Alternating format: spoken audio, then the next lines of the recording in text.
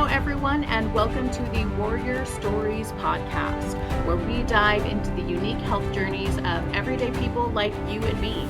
Health is often taken for granted, but it is not the default setting for so many of us. That's why we want to empower people to keep fighting, keep searching for answers, and to realize that they are not alone. If that resonates with you, then go ahead and click that subscribe button so you'll be the first to know whenever we have a new episode. Now, I'm really excited about our guest today. I have known this person for a little while, so I'm very excited to introduce them to you. We have Cheyenne Davis here with us today. She is the CEO, the co-CEO of Desert Dreamcatcher Ranch, and she is the practice manager of Dr. Mindy's Veterinary Clinic in Southeast Kansas. On top of providing veterinary services to local pets and livestock, she breeds and raises a variety of animals, including quarter horses, American paint horses, French bulldogs, and toy Australian shepherds, I believe. Yes. When she's not saving animals' lives, she's a traveling vet tech for a regional racehorse circuit. Her favorite show is The Vampire Diaries, and she simply can't live without getting her nails done. Thank you so much for joining us, Cheyenne.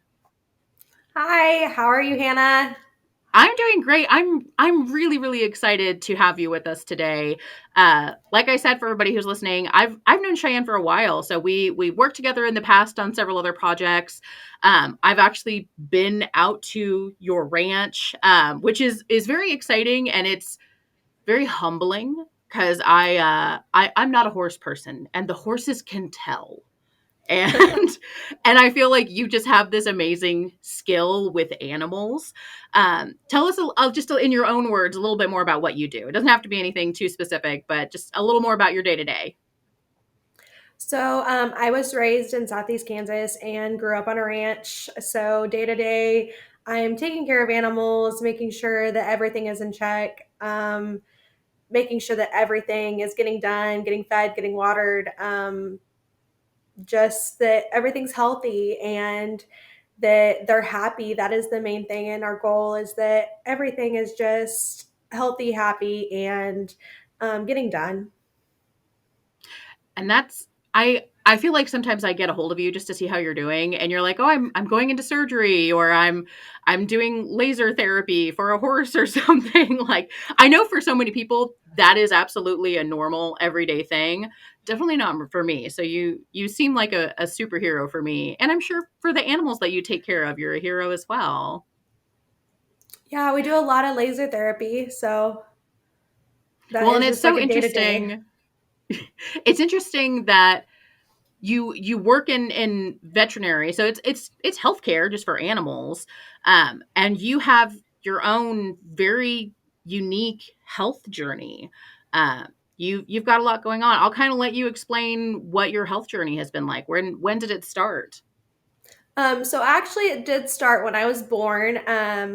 I was not supposed to be here, but my mom was like, "No, we're gonna try and have this baby." So her and the doctors fought for me. Actually, on my birth paper, it says, "We don't know if she's gonna make it, but we're gonna try." So she started on medications and was on medications from the day that she conceived me and until the day I was born. I was born jaundice and was almost born brain dead, but wasn't, obviously. And from there, I was not a completely healthy baby, but healthy enough. And from when I was born to about second grade, I had a lot of strep throat. And so I was treated with it, but the doctor's like, we weren't going to take her tonsils out. So finally they did. And then about fourth grade, I started getting these big lumps all over me. And they found out that I was having a lot of salivary issues. Still didn't know what was wrong. Um, Eighth grade rolled around. I started getting really sick. Didn't really know why. Um, Ended up getting mono my freshman year of high school. And that's really what threw me into my illness.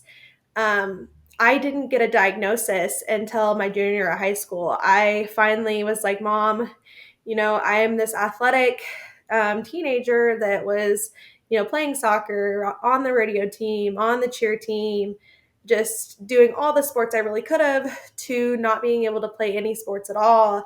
And for a while, I couldn't walk. I couldn't hardly, talk or speak without really making any sense. And finally, they're like, you know what? We're going to take this child to Mayo. So they took me to Mayo Clinic. We were there for a week, going back and forth to doctors. I mean, we would wake up at 8 a.m., stay in line to go to doctors. They call them checkers because we didn't have an appointment. She just loaded me up because we had went from doctors basically all of high school for them telling me, she's sick, she's not sick, she's faking it. At one point, Mm. they told me that I was faking it and wanted me to put me in a mental institution. So, I'm sure that felt great. yeah, I was willing to at that point. I was so over medicated that I'm like, you know what, just put me in there. So finally at Mayo Clinic, we got a diagnosis of Sjogren's, rheumatoid, lupus, and Hashimoto's. We had to go twice. We had to come back to Mayo Clinic for a week to do all these procedures and see a rheumatoid specialist because they are booked out for about 3 months. So 3 months later, we went back to Mayo Clinic. And then, by the grace of God, we were able to find a rheumatoid specialist that was specialized in my illness, specifically in Joplin, Missouri, which is about 30 minutes away from me, that would see me. And he really got me on the right track, got me into remission, and kept me really healthy, which I still have my bad days, but I'm not as sick as I was, you know, back in high school about 6 years ago, which is crazy to think of, that I've been on this huge journey now for about 10 years. That's so it's hard because I know you. And so I'm trying to think of all these different questions to ask. I think there's so many things that stick out to me. One of them is just your journey with finding answers. And I know that so many people with lupus, with Sjogren's, with Hashimoto's, with all these, other illnesses, whether they're autoimmune or otherwise, like finding a doctor who just takes you seriously. You wouldn't think that would be hard, but it really, really is. How many doctors would you say you ended up going to? Oh my goodness. I went to, I mean, probably 20 to 30 doctors. Mm. And thankfully, my mom is in the medical profession. She is a veterinarian, but she knows a lot about human medicine also. And she really fought for me. And knowing your child and knowing, what they're really feeling, that was a big thing for me because I probably wouldn't be here if it wasn't for her. I I because I know you, I know your mom. Like, God bless your mother. I can't imagine anyone telling her like, no, you're wrong. You don't know your child very well. Like, whew, no, wouldn't do that. Um, but also just because you were how old when you started getting really sick as a teenager? It was the end of my freshman year, start of my sophomore year. So I was about 15. Oh my gosh. So right And at the puberty. right when you're supposed to be, doing fun things with friends in high school and like go, gallivanting around and just being a teenager. What was what was that experience like? Honestly, and this is really scary to think about, and I just now, with going to therapy and talking to a really good therapist, I had forgot about a lot of it because your brain will block out trauma, so you don't have that traumatic experience. And so I had really gotten to therapy and really looked back on my trauma because I had forgot. I had big gaps of like what had happened to me and what hadn't happened to me that I needed to fill in. And finally, I talked to her and we like bridged those gaps of like, this is what happened to you your freshman year, this is what happened your sophomore year. And it was really amazing of figuring out like, wow, this is crazy because I had forgot so much.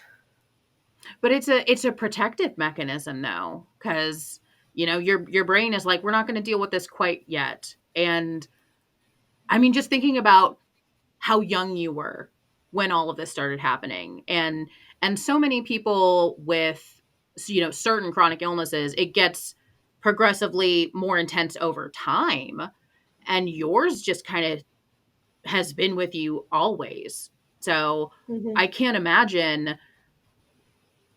And I don't want to dredge up anything that you don't want to dredge up, because it's it's traumatic. It's very hard. It's hard to handle. It's hard to talk about. Um, but I think one of the things that we don't talk about enough with chronic illness is mental health, for sure. And so I'm so glad you brought up going to therapy, because I feel like people don't always think about how mentally exhausting it is to have a chronic illness. Oh, absolutely. I had been to several different therapists, and some great ones and some not so great ones. And getting a great therapist is your biggest thing, because getting a not so great therapist is very hard. They want to blame you and like tell you it's your fault and you really just need to get out there. And getting a therapist that understands, chronic illness and then also what goes along with it is a big thing, because it's not something that you see on the outside. The problem, like, and even like on days like when you are sick, you look normal. And so Hmm. that was my biggest thing. And I had to fight the school system because they're like, she looks like this. When I couldn't eat, I didn't eat for about 8 months because I couldn't hold anything down. They had to elevate my bed so my stomach would digest. And like then my school teachers would be like, well, she looks like this. It wasn't like cancer where I'd lost all my hair or anything like that, which cancer patients, I feel so bad for them. But chronic ill patients, they don't get the same sympathy that other types of illnesses get because of, we don't look the same on the outside. That's such a good point. Um, and I absolutely know what you're talking about too. Can you, like, because you mentioned like you had trouble like digesting food for a little while. If you don't mind getting into it, like, what were some of your earlier symptoms for your autoimmune diseases?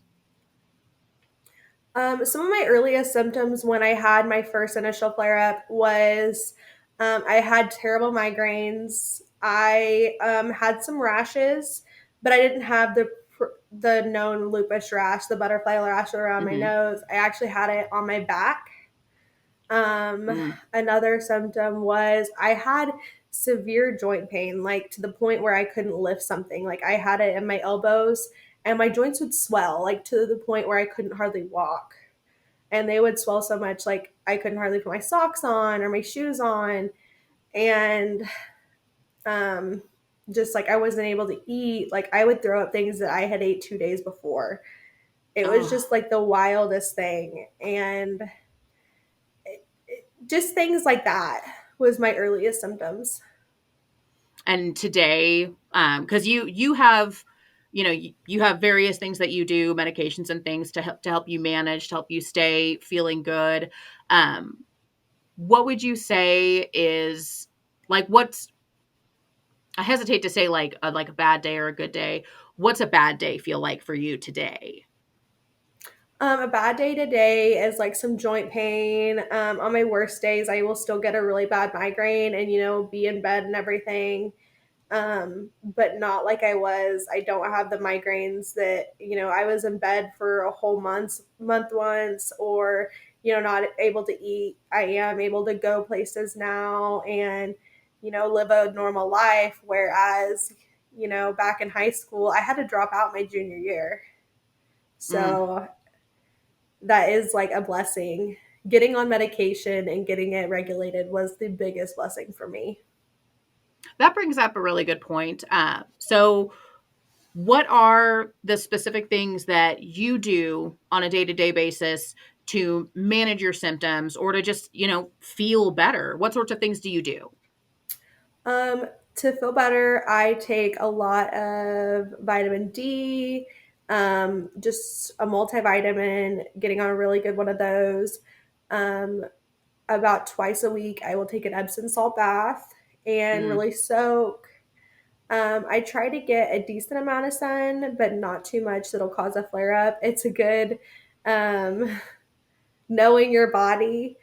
Another good one is just like a self care day of really just relaxing and not pushing yourself too much. And usually that's on Sunday.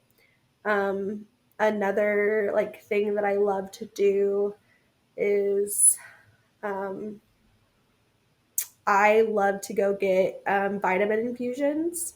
I have a Oh, nurse friend who does them over in Joplin, and she just does like the hydration of an IV bag and then extra like vitamin B complex and B12, and that has helped tremendously.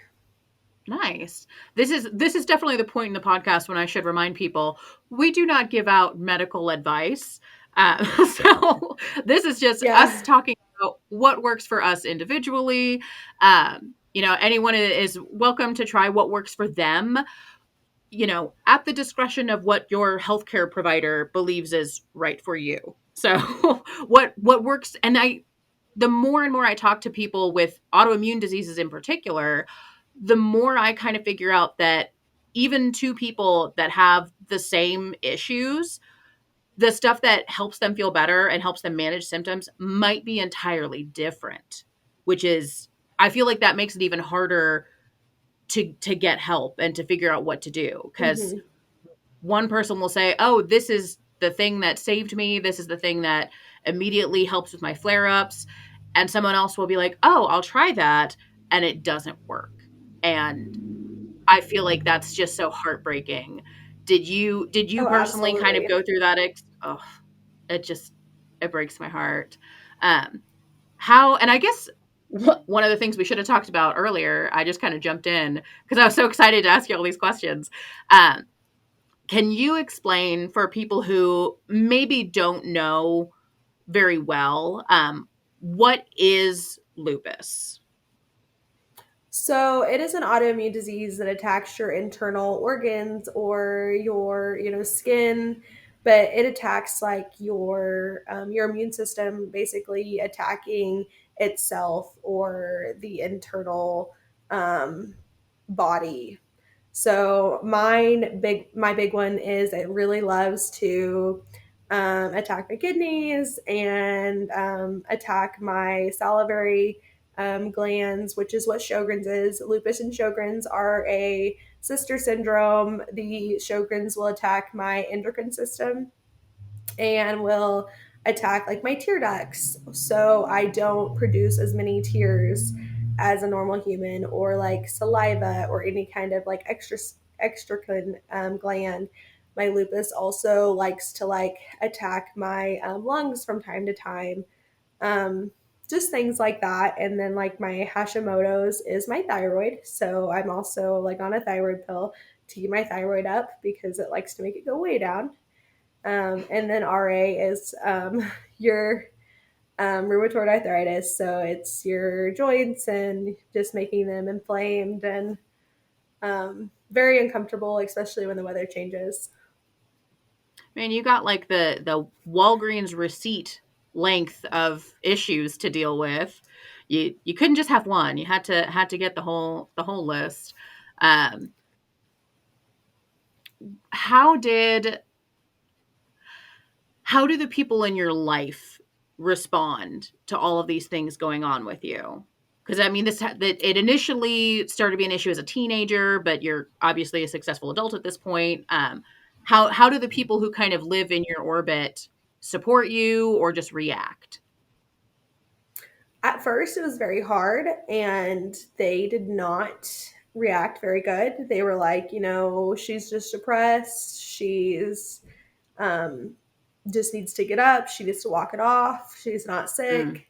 Now that I've been diagnosed for years, a lot of them understand, some of them don't, because obviously it's harder for some people to understand, this is a hidden diagnosis, is like what we call it, rather than it being on the outside. It's not a gaping wound, it's not a broken bone. So, especially people like I hate to say it, but like men, my brother, my dad, they don't have the empathy of like my mom or my grandma, where they want to be like, oh, well, we'll help her. My dad just doesn't understand it as well. And so that was the biggest struggle, was having him be like, okay, well, she is sick. My mom definitely made him go to doctor's appointments and take me. So then he really realized, okay, she is sick. Well, and that also could be like we live in the Midwest. It's, kind of a cultural thing a little bit. It There's definitely definitely is. this mentality in this particular part of the Midwest, at least that I've experienced. This is not the case Hmm. everywhere. And it's not the case for everyone in this area, but I do see it really often where it's pick yourself up.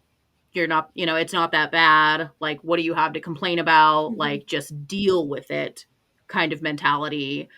Yeah, Um, and it's definitely how a family about, thing of like pick yourself up, rub some dirt on it. So oh, yeah, I've definitely heard that one. Um, what about yeah. like other friends your age?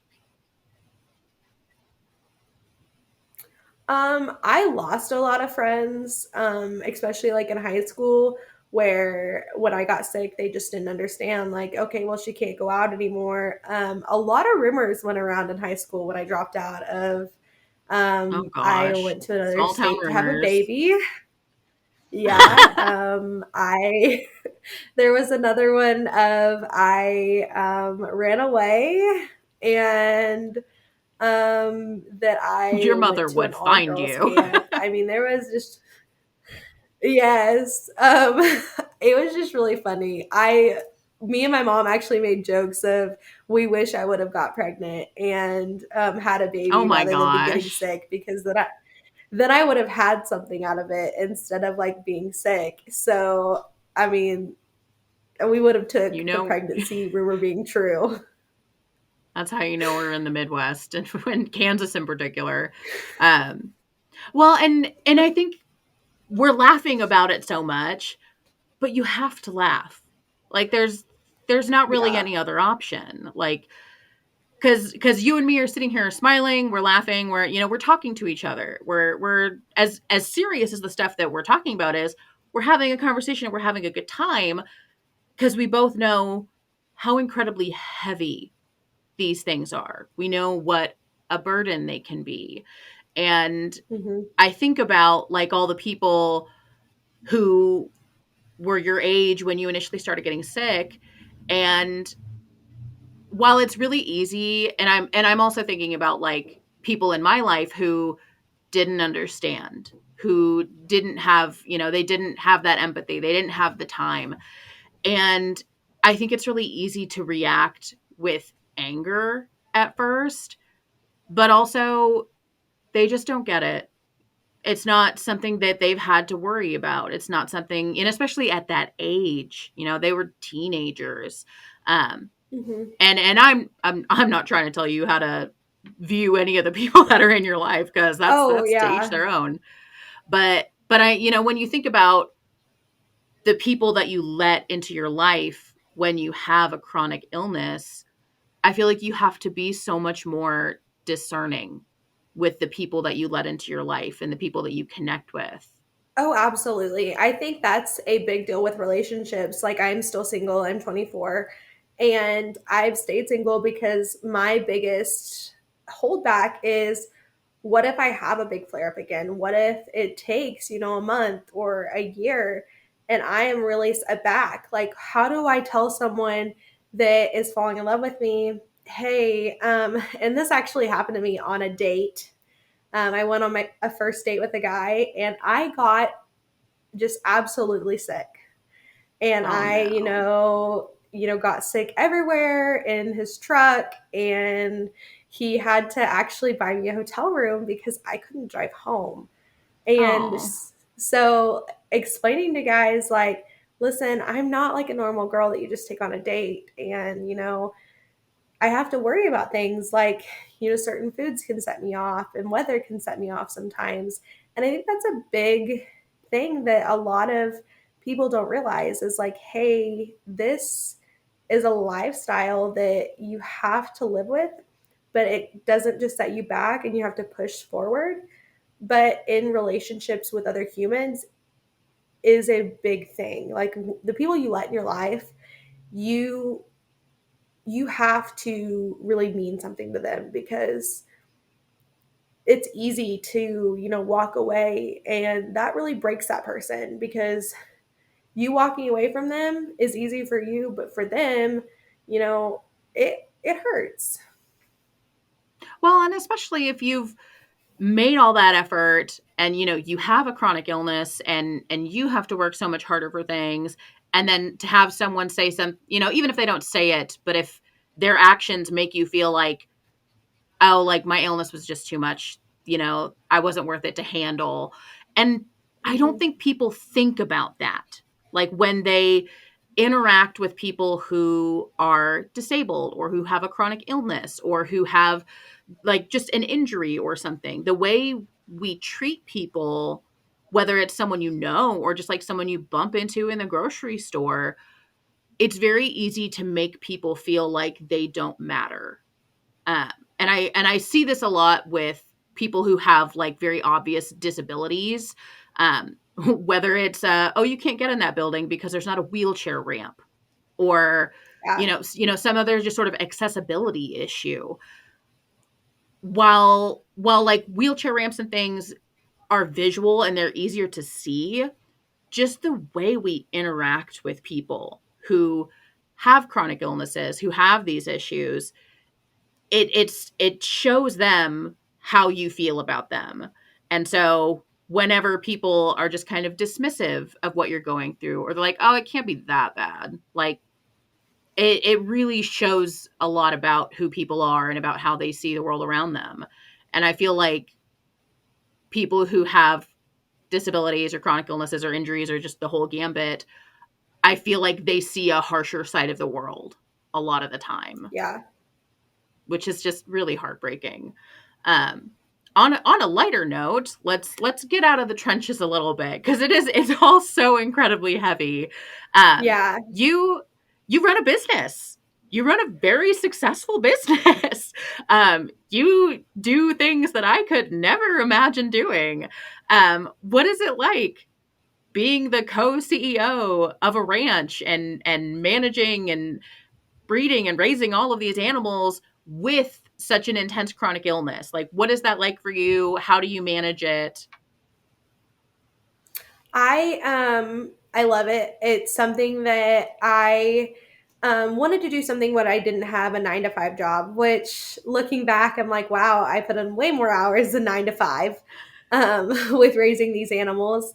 But I fell in love with raising the puppies, raising the horses. I'm very grateful for my team of my mom, my brother, my dad, who helped me with it. And the puppies are amazing. I love seeing them go to new homes and blossom, which everyone asks, oh, aren't you sad when they leave? It is sad, but not as happy as it makes me feel for to watch them grow with a new family and blossom. So, Well, and a lot of your dogs end up becoming service animals, correct? a lot of them do. And then, like, we have one who's a service animal out in California. It does absolutely amazing. But a lot of them are some type of working dog, or like the Frenchies. They're just very fun. A lot of them do go coastal though. And the horses are working horses. They have champion bloodlines. And we're hoping to go to the Paint World Finals this year in Fort Worth with a couple of That's ours. So awesome. Oh my gosh, that's amazing. So just you crossing our you did fingers. barrel racing? Yes, absolutely. Yes. Absolutely. Yeah, I What grew up was with what was that. barrel racing like? I grew up with that, and actually had a college rodeo scholarship. Um, Stepped away from it for a while to race some horses, and had my second full crop this year. I finally have a 4-year-old paint horse who will go to the finals this year. Oh my as long as everything gosh. checks out. So that is my plan for 2023. I think that's one of the things that I find so incredibly impressive about you. Let me just shower you with love for a second.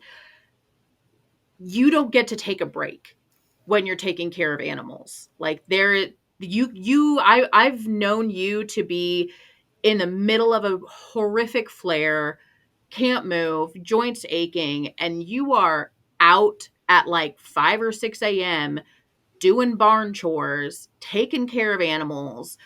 And so it just irritates me whenever somebody says something like, "Oh, it's not that big a deal, fight through it," because you do, and it is still so much to take on. You're one of the hardest working people I know.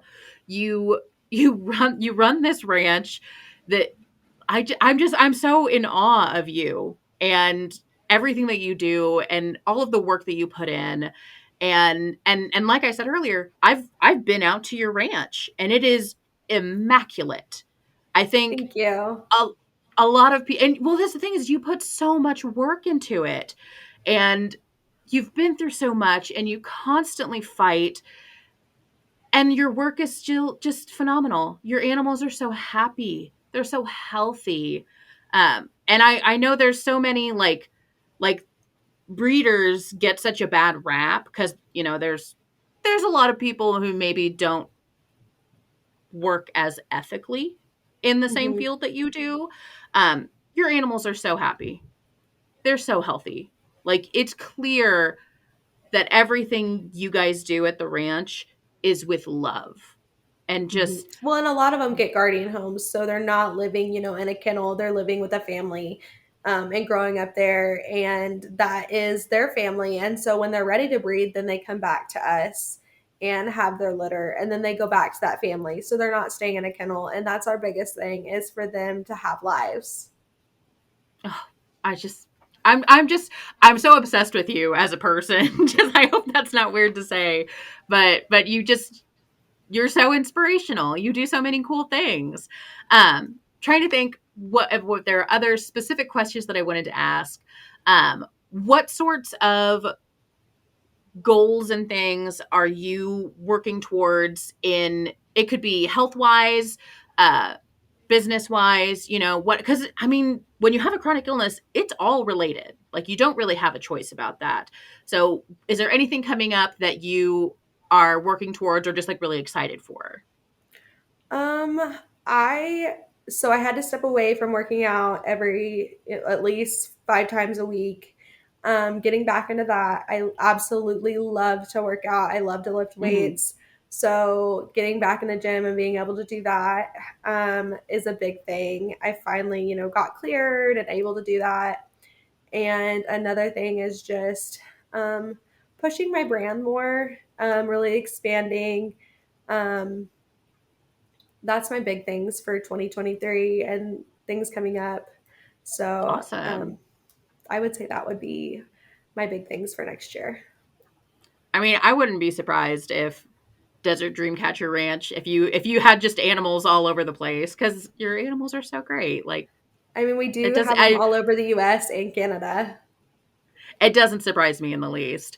Um, all right, other questions. I have just a couple more questions.